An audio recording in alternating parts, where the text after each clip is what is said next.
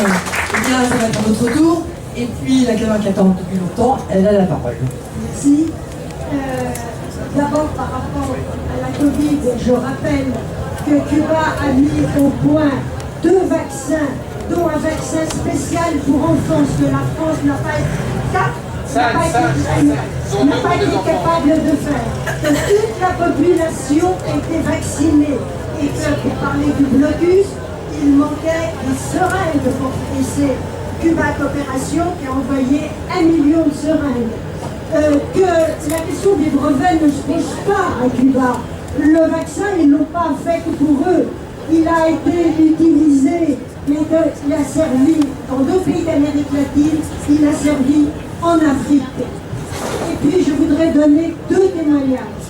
D'abord sur la manière dont fonctionne la médecine à Cuba. J'étais dans une famille à La Havane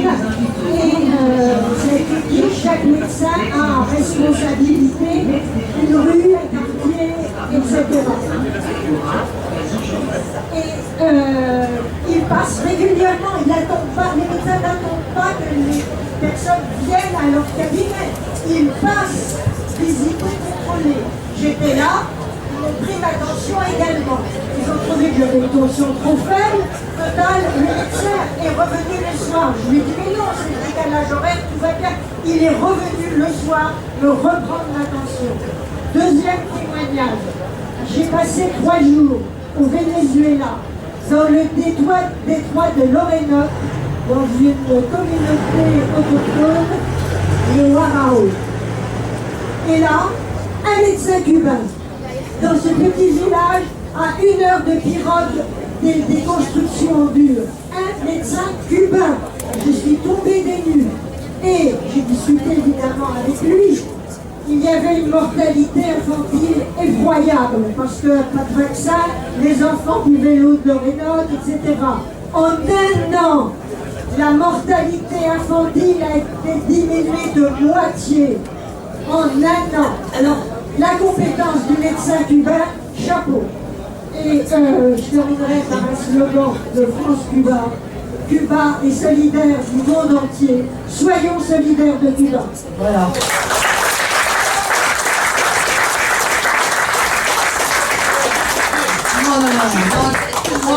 Non, excuse-moi, il y a plusieurs caméras qui sont inscrites. Excuse-moi. Concernant l'accident, là-bas, dans le centre privé, le gouvernement a mis à disposition des taxis pour que les médecins puissent aller dans les campagnes soigner les gens. Ça, c'est aussi important. Non. On a du mal, hein. C'est le monsieur qui est devant, qui a demandé depuis longtemps et qui attend. Bonjour, je m'appelle Axel Frick et je suis le co-président du comité défense des hôpitaux publics de Dole dans le Jura. Et je suis aussi OCA de la coordination nationale du comité des hôpitaux des maternités de proximité. Bien sûr. Voilà. Alors, je voulais vous déjà vous remercier.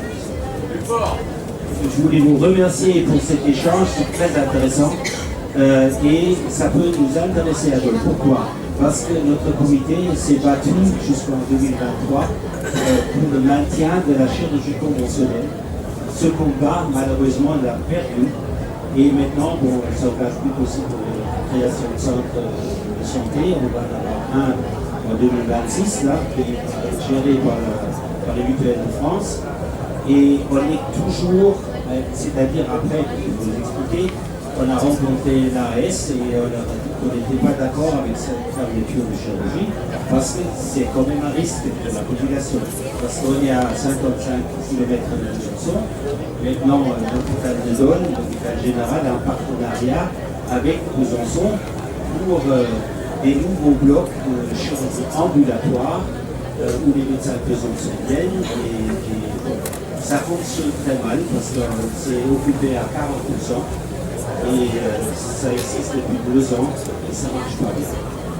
Et finalement, notre idée, c'est-à-dire nous, c'est vrai aussi pour les centres de santé, il faut des médecins et des médecins. Comment médiatiser les violences sexistes et sexuelles? Ce questionnement prend la place difficile au village des médias. C'est ce que vous avez dit. On a interdit maintenant aux étudiants qui ont raté leur première année de de fac de médecine, de continuer. Ça, c'est aussi une très bonne mesure, je dirais, hein, pour empêcher que ça s'améliore, je dirais. Alors moi, je suis aussi engagé dans la solidarité internationale, je suis membre de l'Espagne aussi, et je suis, depuis mon âge de 16 ans, je suis révolté contre la politique impérialiste des États-Unis, et je suis un admirateur du courage du peuple cubain, qui vraiment, c'est un exemple au niveau géopolitique, on a pas mieux, je dirais, de résistance contre.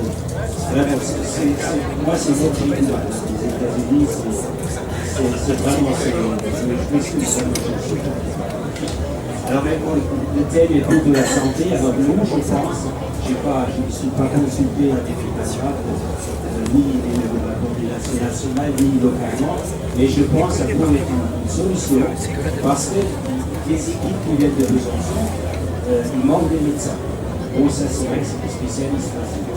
Et aussi, il manque des infirmières, il manque du personnel technique aussi, par exemple, de radiologie aussi. On a un scanner, on a DRM et tout ça, mais il n'y a pas assez de personnes. Alors, il y a beaucoup de possibilités de créer un partenariat. Donc, le seul bémol, je dirais pour nous, c'est qu'on a la grande majorité des élus dans le Jura, c'est de droite.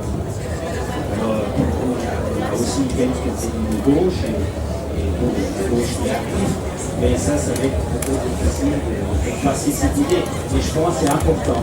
Et j'adhère complètement à l'idée d'avenir, de faire quelque chose au niveau national et de faire un cahier de charge de quelque chose. Là, et je pense que la coordination nationale pourrait peut-être jouer un rôle. Hein, moi, je suis pour, je vais en parler. Voilà. Merci. C'est des témoignages qui ont prouvé finalement que même en étant élu de droite, et nous on a un témoignage dans le département, qui était à l'origine de création de centres de santé. Donc c'est Jean-François, si je ne me trompe pas, de l'association, il est président maintenant de Cuba Coopération des Côtes d'Armor. Oui, je présente Jean-François Philippe, je suis le nouveau président depuis peu de temps, depuis quelques mois, du comité Armor de Cuba Coopération, dont je remercie André d'avoir cité dans le livre. Et parce qu'on a fait un travail depuis 15 ans pour Cuba. Et nous, on est dans le concret. On est dans le concret. Donc, pour vous dire, déjà depuis plus de 10 ans, on envoyait 1000 lits. Et là, tous les ans, on envoie 1 ou 2 conteneurs. Un conteneur qui, avant le Covid, coûtait 3 800 €. Aujourd'hui, un conteneur, ça vaut 8 700 €. On n'a pas de subvention. On fait des actions pour récupérer de l'argent. Et on essaye aussi de travailler avec les copains de l'agriculture de Abréus. Et prochainement, donc, là, on va envoyer un conteneur pour la fin du mois. Et pour la fin décembre, on va envoyer un autre conteneur avec un camion au frigo. On travaille aussi sur les ordures ménagères avec les l'agglo de Saint-Brieuc, ainsi aussi sur la question de l'eau et de l'assainissement. À Saint-Brieuc, l'agglo a monté une nouvelle usine. On va récupérer les pompes et on va essayer de les envoyer. Et on va essayer, on nous a promis également un camion d'ordures ménagères réformé qu'on va, j'espère, envoyer l'année prochaine. On est 125 adhérents maintenant. Je résume quand même, on fait une soirée cubaine pour avoir beaucoup d'argent. On participe à la foire exposition de Saint-Brieuc qui a lieu actuellement. Il y a une équipe, parce qu'ici, on est 125, mais il y a une équipe qui est sur Saint-Brieuc et il y a une équipe qui est aussi sur la fête. Là, il y en a beaucoup de camarades qui sont ici présents. Et on participe également, André, et j'espère que tu nous donneras un coup de main pour la fête de l'UMA Bretagne, puisque nous t'invitons sur notre stand pour signer le livre. Voilà. Alors moi, je voulais vous... Voilà, moi, on est plus dans l'action, nous, et je suis d'accord avec toi, André. Il s'agit aussi de faire beaucoup pour les Cubains. comment dire, dans le milieu médical. Alors moi, personnellement, je vous le dis, quand tu dis que il faut des exemples et je suis d'accord. Sauf qu'aujourd'hui, il y a quand même, franchement, on a une urgence en France. Et la santé, elle est terrible. On fait partie du collectif avec Gaël. Quand on voit l'état de la santé dans le coin de Guingamp, mais au-delà, dans les Côtes d'Armor, c'est terrible. Moi, je vais vous dire, personnellement, j'aimerais bien avoir un médecin cardiologue cubain. Parce que... Non, parce que moi... Non, mais je vous le dis quand même, c'est mon exemple. Il n'y a plus de dermato à Saint-Brieuc. Je suis allé à Rennes. C'est une galère pour trouver un dermato. Il n'y a plus d'ophtalmo à Saint-Brieuc. C'est une galère pour aller chercher un ophtalmo. Je vais à Saint-Brieuc. Et bien aujourd'hui, mon cardiologue de Lamballe, il est en retraite. Et ça fait plus d'1 an que je cherche un cardiologue. J'ai fait une crise cardiaque il y a 15 ans et on est incapable dans ce pays de trouver quelqu'un pour soigner les gens. Et ça, c'est terrible. Donc moi, je prends un risque à chaque fois. Je prends un risque. Je dois être suivi et il n'y a pas de cardiologue. Donc voilà, je voulais dire ça. C'est pour ça que je me bats pour Cuba. C'est pour ça que mes amis cubains, qu'on adore, parce que moi, on a été plusieurs fois à Cuba, et moi, je trouve ça extraordinaire. Mais c'est pour ça qu'il faut se battre. Mais il faut se battre avec toutes les associations, avec les élus, parce que nous, on travaille les élus de l'agglo de Saint-Brieuc, mais aussi de Guingamp. On va aller beaucoup plus loin avec eux dans les échanges et en matière de coopération, des besoins pour Cuba dans beaucoup de domaines. Et je crois qu'il faut qu'on soit plus mobilisés, beaucoup plus mobilisés. Et moi, je fais appel à tout le monde pour essayer dans chaque région de créer quelque chose, quoi, sur la mobilisation, des collectifs, créer un comité Armor, un comité de Cubacop ou ailleurs, etc. Et ça, il faut qu'on soit beaucoup plus, comment dire, armés pour mettre en place et travailler pour la médecine cubaine. Parce que c'est pas normal. Moi, je dis que c'est pas normal. Il y a une urgence quand même. On ne va pas laisser crever notre population.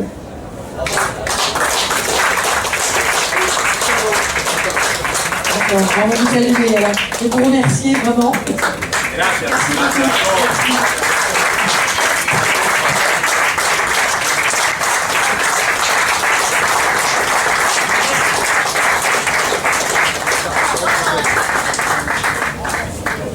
Approchez-vous.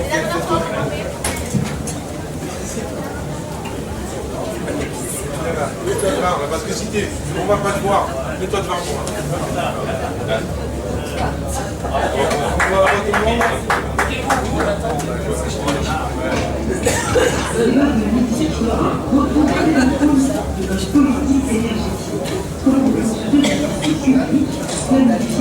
Viva Cuba y Francia.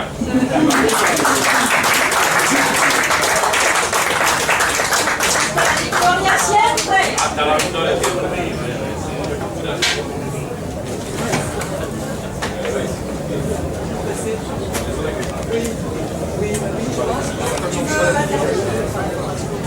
Tu veux intervenir?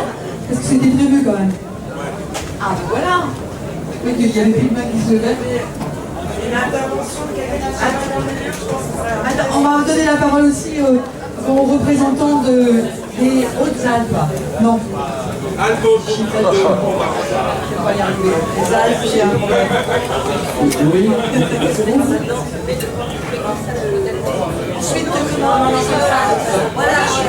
Ensuite, on passera la parole à... Bon, juste un petit témoignage. Moi, je suis ambulancier dans le département de l'Ain. Il faut savoir qu'aujourd'hui, les ambulanciers, on a de plus en plus de travail depuis la dernière réforme de 2022 dans ce qu'on appelle les urgences préhospitalières. Ça fait aussi qu'on pallie à la baisse du nombre de pompiers, parce que les pompiers aussi sont de moins en moins nombreux dans tous les départements. Et ce que j'aimerais dire, c'est que tout ce qu'on se rend compte sur le terrain, c'est véritablement la perte de chance de patients. Parce que quand on ne peut plus aller dans l'hôpital local parce que les urgences sont fermées et qu'ils ont un cas précis, mais par exemple un patient qui a un AVC, il s'agit d'avoir une intervention très rapide pour qu'il puisse voir un neurologue et être traité. Ben, si on met 15 minutes pour aller aux urgences, c'est pas comme si on en met une demi-heure, 3/4 d'heure, 1 heure, parce qu'on doit aller dans un autre département, parce que les hôpitaux de la Pau vont être fermés pour qu'on aille à l'Ours-Saunier ou à Mâcon ou ailleurs. Et même encore à Mâcon, ils ne vont pas. Enfin bon, et à chaque fois, on a vraiment des patients qui peut-être auront des séquelles beaucoup plus importantes parce que la maladie du territoire n'est pas importante. Ça, c'est la première chose que je voulais dire. La seconde, c'est que je pense que d'un point de vue politique, nous, en tant que ministre, on doit pouvoir pointer du doigt l'inefficacité du double système entre l'hôpital public et les cliniques. Parce qu'il faut savoir que les cliniques, en réalité, elles filtrent un maximum de patients. Alors, elles ne le font pas si vous venez vous présenter à la clinique, mais dans le cadre des urgences hospitalières, elles se permettent de refuser tout ce qui derrière ne va pas leur rapporter de l'argent. Et donc en fait, elles ne veulent que les patients qui derrière seront opérés. Et qui derrière ils vont pouvoir faire des... ils vont pouvoir avoir des nuitées, ils vont pouvoir avoir des dépassements d'honoraires, ils vont pouvoir avoir tout ça. Mais en fait, on se retrouve nous à dialoguer avec les médecins régulateurs du SAMU qui nous disent, nous, tel patient il est suivi sur la clinique et en fait on ne peut pas ramener parce que la clinique refuse massivement les patients. Là où l'hôpital public prend tout. Et alors non seulement ils refusent tout ça, mais alors évidemment les patients les plus problématiques à gérer, par exemple les patients psy ou autres que personne n'a envie de gérer, c'est toujours le public qui va le gérer, jamais le privé. Ils se retrouvent toujours avec les patients, on va dire, les plus rentables. Et donc je pense que ça doit être évalué parce qu'on manque de personnel dans le public. Et est-ce qu'il y a un intérêt à maintenir ce double système clinique-hôpital? C'est un combat, alors certes qui est plus intense, mais c'est un combat qu'on doit pouvoir aussi mener, nous en tant que communistes. Voilà. Oui. Si vous, commandant, je vais passer la parole tout de suite. Si vous souhaitez avoir le livre qui a été rédigé par André Chassaigne, Une étoile, Cuba, une étoile dans la nuit, il va pouvoir vous le dédicacer. C'est notre étoile, décidément, en Cuba. Je voulais dire par rapport au transport, vous avez dans Avion ouvert, je pense que vous en avez, sinon il y en a disponible, il y a un témoignage d'un pompier et qui rencontre exactement les mêmes soucis que tu viens de témoigner, c'est vraiment le... Donc vous pourrez voir, il est publié là, donc voilà.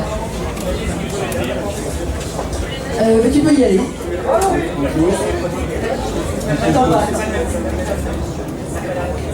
Il est branché normalement. Il faut l'approcher. En ce qui me concerne, c'est juste un témoignage. C'est juste un témoignage. Il a fallu que j'aille en dermatologie. Je n'avais pas rendez-vous à plusieurs semaines. C'est mon épouse qui avait pris un rendez-vous, donc je me suis substitué. Elle a discuté avec le dermatologue. Il y a 2000 étudiants par an en dermatologie. Et pour avoir le droit de pratiquer, il faut qu'ils aient 17 de notes pour avoir la facilité. Alors qu'auparavant, il fallait 15. C'est-à-dire que sur 2000, il y a 102 dermatos qui peuvent être mis en opérationnel. Donc ça, c'est même la note, comme ça, on en met main sur le... Deuxième, c'est au niveau de la médecine générale. On est pimpolais depuis peu de temps, on se plaint pas. On est allé voir un cabinet médical il y a plusieurs mois. Oh là, il y en a 100 ou 200 avant vous. On est retourné récemment. Peut-être au printemps. Voilà. Donc, on est à 200 km, et à 2 heures de distance de Saint-Fréquent. Donc, on fait 2 heures de voiture pour un renouvellement d'ordonnance, pour les pathologies cardiaques, c'est pareil. Pour l'instant, j'essaie de voir l'hôpital de Paul. On va faire la liaison justement. Juste une précision aussi, effectivement, on a, sur Saint-Brieuc par exemple, on a des ophtalmos et des dermatologues, mais ils ne prennent plus de nouveaux patients. Et c'est là que vient la difficulté aussi, et qu'ils sont obligés d'aller dans d'autres départements pour avoir une consultation. Donc la secrétaire du syndicat CGT de l'hôpital de Paimpol, qui est sur le territoire du GHT avec Guingamp, et qui partage malheureusement les mêmes difficultés. Micro est Gérard Benoît, c'est là-bas. Non, c'est...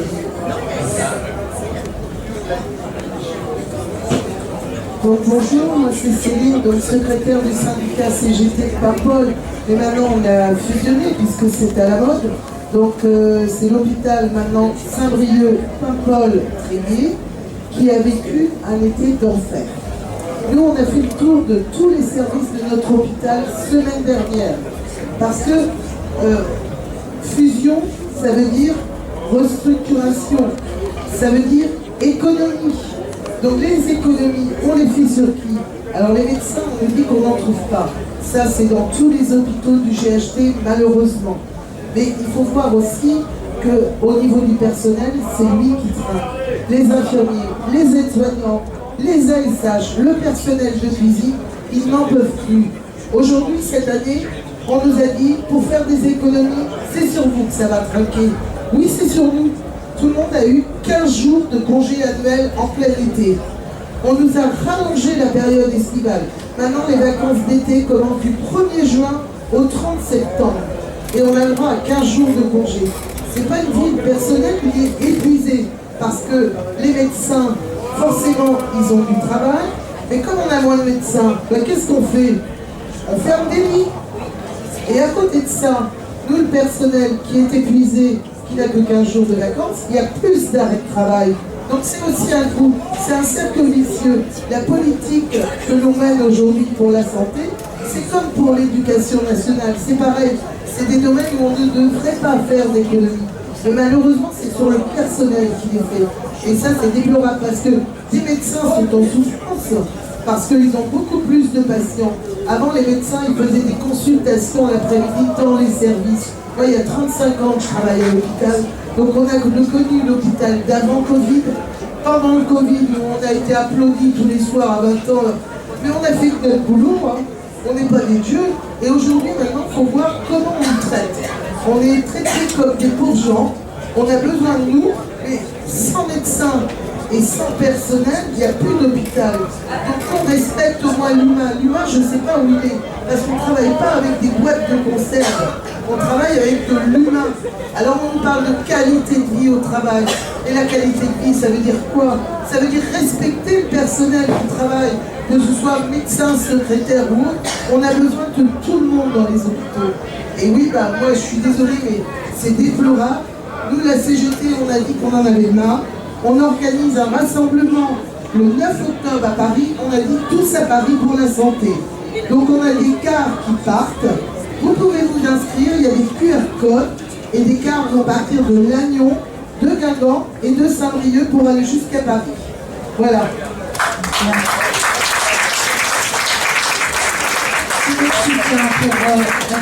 Je vais passer la parole à Anthony Gongalvez et tout de suite après. Ouais, je t'en veux. Comment il va... Juste très vite, mais je voulais juste rebondir sur tous les témoignages que je viens d'entendre pour vous dire quand même que ce que vous décrivez là, ça s'entend dans quasiment tous les pays du monde. Dans tous les pays du monde. Donc, malheureusement, dans tous les pays du monde qui sont dans la même logique libérale que nous sommes nous-mêmes, la question de l'accès aux soins est une question aiguë. Et en fait, ce que vous décrivez, les difficultés que vous décrivez, ne tombent pas du ciel. Elles sont la conséquence de deux éléments.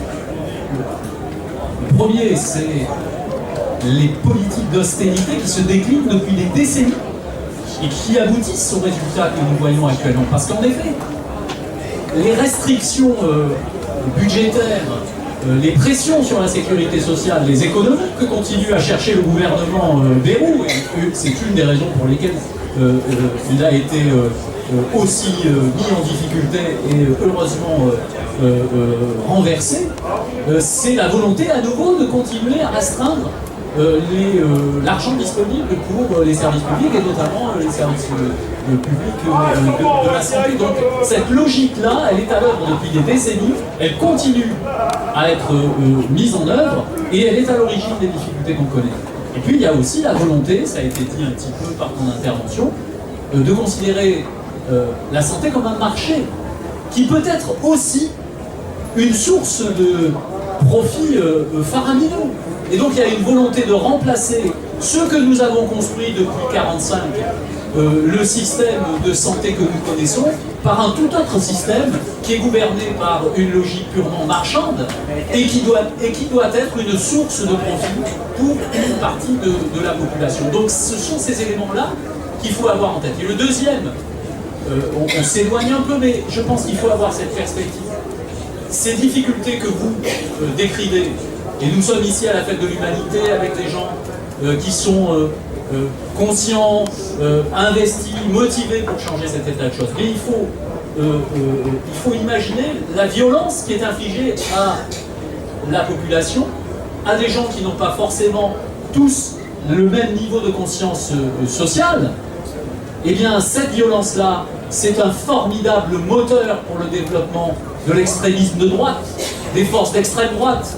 Chaque fois que vous fermez une maternité, chaque fois que vous fermez un hôpital, vous faites grimper le pourcentage du RN.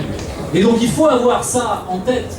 La santé, l'accès aux soins, c'est un des champs de bataille avec lequel on fait reculer, ou au contraire, on perd contre l'extrême droite. Et donc ce sont des combats extrêmement importants. Chacun se demande comment on fait pour empêcher la marche du RN au pouvoir. Et bien il faut faire reculer ces problèmes dont on parle, sinon on n'y arrivera pas.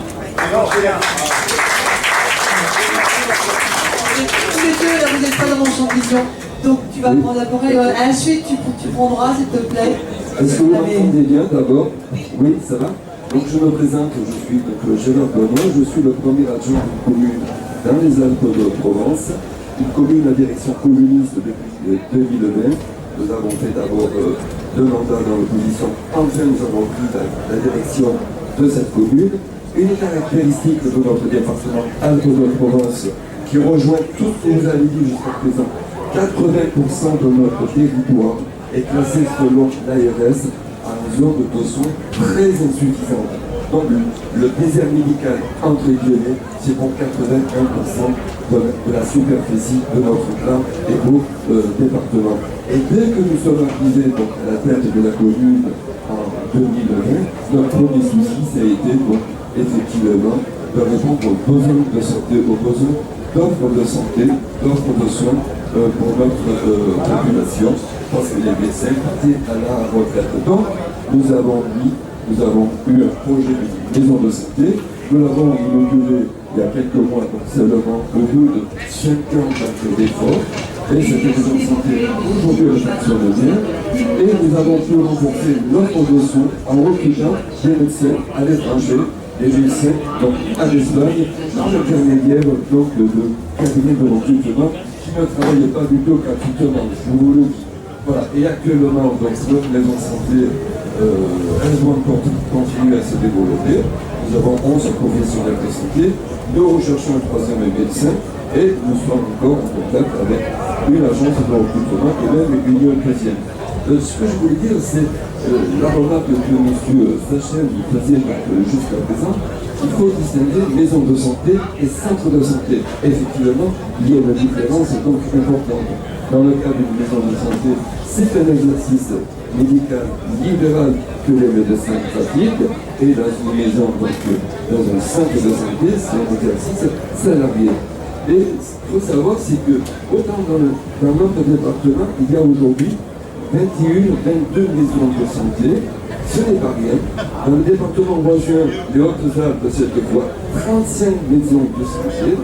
Je veux dire par là que les maisons de santé se sont installées dans le paysage de l'offre de soins en France, et elles comptent. Et comme les centres de santé, une maison de santé, elle a des contraintes. L'État qui aide à l'installation dans une maison de santé, elle me dit attention, le médecin doit réserver donc une partie de son agenda à prendre des patients en urgence. Il doit prendre des patients sans médecin traitant. Il doit faire de la prévention. Voilà. Tout ça aussi, et nous devons, et il y a l'obligation d'avoir ce qu'on appelle un proche de santé, exactement comme une maison, comme un centre de santé. Voilà, donc je pense qu'il faudrait peut-être, d'un point de vue réglementaire, essayer de trouver une solution pour ne pas fermer la porte donc, à l'arrivée dans une maison de santé d'un médecin. Vous avez le centre de notre vie, comme vous le disiez, donc ce matin. Voilà. Donc je peux comprendre qu'il y a une forte différence exercice salarié d'un côté, exercice libéral de l'autre, mais on doit peut-être, je pense, trouver le moyen aussi pour une maison de santé d'avoir des médecins venant d'où bas. Je précise aussi que le conseil départemental, alors lui, par contre, il a fait son centre de santé, et là, les médecins sont salariés. Voilà. Donc, maintenant, je pense que les Alpes-de-Provence, que ce soit par l'intermédiaire d'une maison de santé ou d'un centre de santé, on va pouvoir rentrer dans le dispositif que vous disiez, que vous énonciez jusqu'à présent. Voilà. Alors, parce que quand tu vas intervenir, Gaël, mais Thomas, il ne va jamais prendre la parole. Et avant, peut-être, je vais en profiter pour rappeler que comme André Chassagne est disponible pour vous faire part de son livre et de le dédicacer, mais c'est vraiment un livre qui nous permet d'approfondir aussi toute la réalité cubaine et de bien comprendre ce qui se passe aussi à Cuba et ce qu'on peut faire aussi avec eux. Et si vous voulez, vous mettez vos noms, il y a des choses que vous bonjour, je m'appelle Steven Schonk, je suis membre de collectif Urgence Santé 04 à Provence aussi, et militant de Pôle de la Naissance. Donc je viens des Alpes-de-Provence, je fais partie du collectif Urgence Santé 04, et je suis aussi militant de Pôle de la Naissance communiste en France. Et je pense les attaques sur les services publics et notamment la santé, il faut se rendre compte que depuis 2008, le système capitaliste mondial est dans une crise grave. Et en France, la capacité de piller le monde qu'ils ont fait depuis au moins un siècle est mise en cause par la montée du BRICS, donc, que vient d'intégrer le Cuba. Et face à cela, pour les grosses masses de capital qu'il y a en France, en Grande-Bretagne, aux États-Unis, il faut qu'il y a toujours des bénéfices, qu'il y a de trop de profit permanent, tous les mois. Donc les seules façons qu'ils peuvent continuer à avancer, à maintenir le système face à la montée des BRICS, qui mettent en cause la domination, c'est de casser les conditions de salaire de travail en France, dans les pays impérialistes, et ça, il y a la guerre à l'extérieur pour maintenir la domination, pour pouvoir. Et là, ce qui se passe dans le Sahel, avec l'alliance des États du Sahel, avec le Niger, Burkina Faso, Mali, là, la France, notre électricité, ça vient de l'Iranien qui vient du Niger, mais ils viennent de.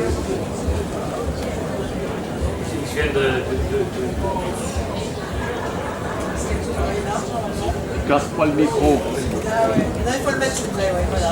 Je vais de virer les militaires français et ils ne peuvent plus piller le pays pour son uranium et notre électricité vient de là. Donc, on a déjà vu la montée de la guerre en Ukraine, en Gaza, et il y a des risques, de forts risques que ça commence contre la Chine. Donc, nous disons, il faut relier les choses. C'est quoi ta question? Le secrétaire de l'ONU, hey, c'est quoi il a ta dit question? explicitement il y a quelques mois qu'ils veulent ponctionner l'argent disponible pour les services publics pour financer l'augmentation du budget pour la guerre. Donc il faut relier ces deux choses. On dit de l'argent pour les salaires, pas pour la guerre. Et le peuple bien organisé a le pouvoir de forcer un changement dans le pays. Mais il faut qu'il soit suffisamment organisé et que ces questions-là, quand on fait les liaisons entre ces questions-là, je pense que tout est lié. On te remercie. Gaël, et pour te rejoindre sur un point, c'est qu'on n'a pas évoqué, mais parce qu'il y avait tellement de sujets aussi, et quand on parle de masse de capitaux, on est quand même assez frappé de l'argent qui existe en France, au point que l'enquête parlementaire des sénateurs a démontré qu'il y avait 211 milliards dont les multinationales ont bénéficié d'aides publiques de nos impôts et dont ils ne savent même pas, ils sont incapables de dire à quoi ça a servi, etc. Donc et en même temps, on va nous réclamer plus de 44 milliards au prétexte que les caisses sont solides. Donc il y a un souci de rééquilibrage et qui va venir effectivement par les luttes qui vont s'annoncer encore. Gaël. Alors, juste... chaque année. Je dois partir parce que on a beaucoup à la sécurité. Je veux juste donner un témoignage qui s'est passé il n'y a pas longtemps. J'ai une camarade qui est tombée sur la voie publique. Donc les pompiers ont été appelés, sont arrivés. Elle est allée aux urgences à l'hôpital à Saint-Brieuc. Et donc aux urgences, on lui a dit qu'il faut qu'elle aille se faire soigner à la clinique privée de Saint-Brieuc. Donc c'était juste pour dire, et on ne lui a pas demandé son avis, et elle a dû se débrouiller à trouver un médecin à la clinique privée. Voilà. Donc je dois m'en aller. Donc, voilà. Merci Ali pour tourner à l'office pour avoir reçu. Gaël, ça Juste quelques mots. D'abord, merci au camarade à côté de moi pour, je ne connais pas son prénom, mais pour son intervention. Parce qu'effectivement, on est toujours confronté, en tant que militant conscientisé, au décalage parfois entre nos prises de position et la faiblesse du débat politique. Et comme l'a dit le camarade qui est ambulancier, je crois, il ne faut pas hésiter à élever le niveau dans les luttes sociales, dans les luttes pour l'accès aux soins, dans la lutte pour les services publics, en rappelant que ces choix nous sont imposés par des institutions supranationales du type, comme l'a dit le secrétaire de l'OTAN, il l'a vraiment dit, il faut réduire les dépenses des services publics et donc l'accès à la santé. Et ça se passe, en fait, globalement, à part dans nos secteurs à nous, il y a très peu de critiques émises contre ça. Voilà. Alors, là, à chaque fois qu'on fait un débat sur la santé, il y a foultitude de témoignages parce qu'on sent que ça touche chacun d'entre nous. Tout le monde a une anecdote plus ou moins grave, touchante à raconter. Et pour aller dans le sens de ce qui a été dit par le camarade là, nous, sur le territoire de Guingamp, qui est un territoire historiquement très à gauche, qui a été avec des députés communistes pendant très longtemps, et bien, aux dernières élections, malgré la nullité crasse du Rassemblement national, qui ne dit jamais rien sur l'accès aux soins, qu'un tout petit appareil militant, c'est pas un endroit pour eux très facile non plus, et ben, ils ont fait 40% des voix. Et qu'à chaque fois, effectivement, qu'on va mener la bataille pour l'accès aux soins, qu'on fait des réunions publiques, quel que soit le biais par lequel on organise ces réunions publiques et ces mobilisations, qu'on parle du service public, bien sûr qu'on arrache les consciences à l'influence et à la tentation du vote fasciste. Bien sûr, c'est évident, il faut y aller, franchement, il ne faut pas hésiter. Et on retourne des situations de gens qui sont, alors c'est une formule un peu éculée, mais qui se trompent de paire, bien sûr, parce que ça n'est pas une sensation de délaissement, c'est du délaissement.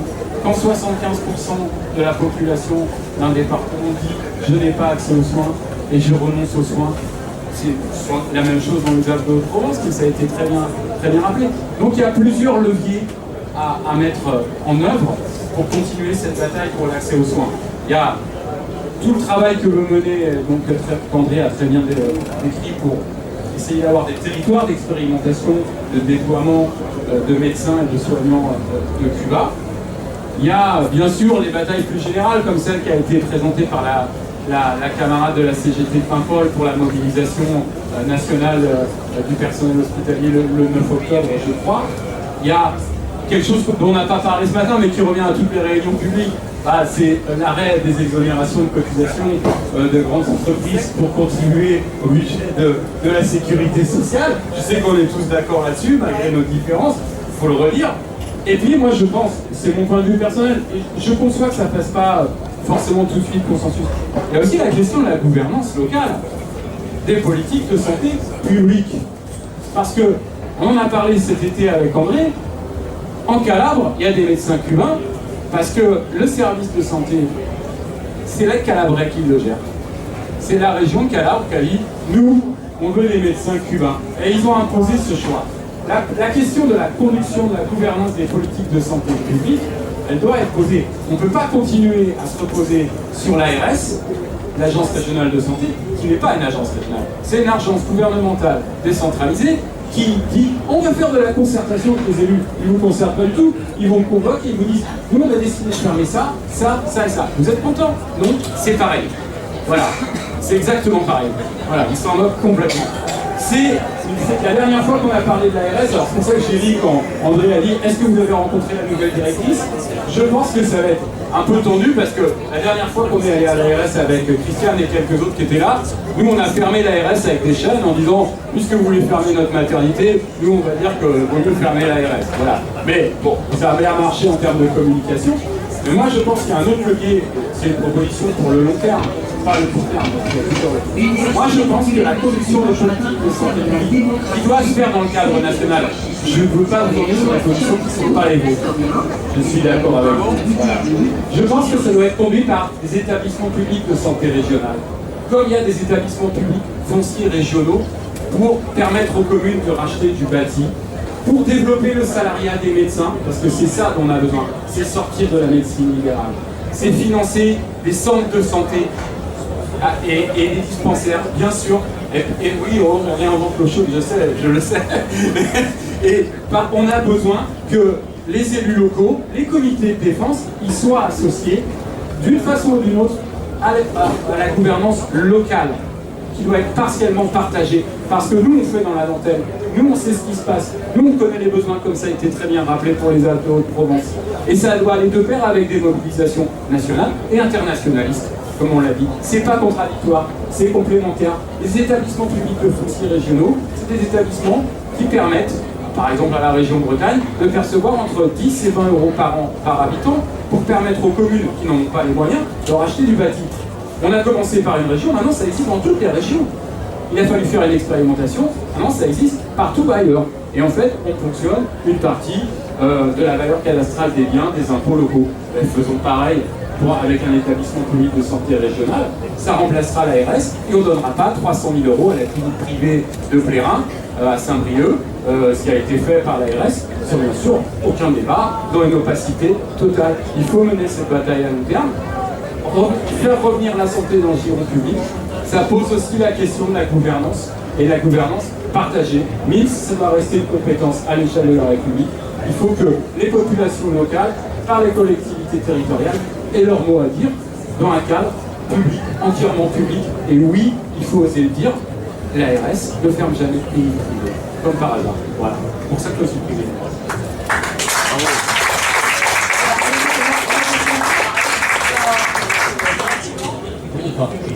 Je pense que l'élément essentiel de ce point de vue, ça reste quand même les politiques nationales de financement. Parce que, à l'heure actuelle, la question de la démocratie que tu poses, c'est en effet très important que les besoins soient l'élément principal dans la définition des politiques. Et donc, de ce point de vue, l'expression locale des élus, des usagers, des syndicalistes est un élément décisif. Mais le goulot d'étranglement à l'heure actuelle, on le voit bien, ce sont les politiques d'austérité qui sont décidées à l'échelon national. Et donc, la solution principale reste quand même de débloquer ce verrou. Et de ce point de vue, nous, au Parti communiste français, on développe une proposition de large financement en mobilisant les ressources financières au niveau des banques en incluant aussi la Banque Centrale Européenne qui doit répondre à ces exigences. Parce qu'il ne faut pas se leurrer. Si on veut demain construire une grande politique de santé publique avec la formation qui est nécessaire, avec le recrutement, avec les salaires qui vont avec, parce que dans la souffrance du service public hospitalier et dans les difficultés de recrutement des soignants, il y a aussi les conditions de travail et les conditions de salaire. Donc tout ça, ça va nécessiter des financements exceptionnellement importants. Et donc la mobilisation des banques, la mobilisation de la Banque Centrale Européenne sur ces exigences basées sur des exigences, en effet, sur des besoins locaux qu'il faut entendre, mais la solution reste quand même une solution politique nationale. Il faut aussi que les besoins, on puisse y répondre partout de la même façon sur le territoire. On ne peut pas imaginer demain des régions plus ou moins bien loties parce que certains feraient mieux ressortir les revendications locales. Donc il faut qu'il y ait une impulsion nationale et il faut débloquer le verrou de l'austérité avec enfin une autre utilisation de l'argent, avec une création monétaire, avec la prise de pouvoir sur les banques. Et c'est ça qui va faire la différence et c'est ça qu'on doit porter au Parti communiste, une volonté de déverrouiller en fait ce qui est la clé de la résolution des problèmes. Merci. Et puis je vous invite, si vous souhaitez, échanger avec André pour et avec les autres intervenants. Il ne reste plus beaucoup.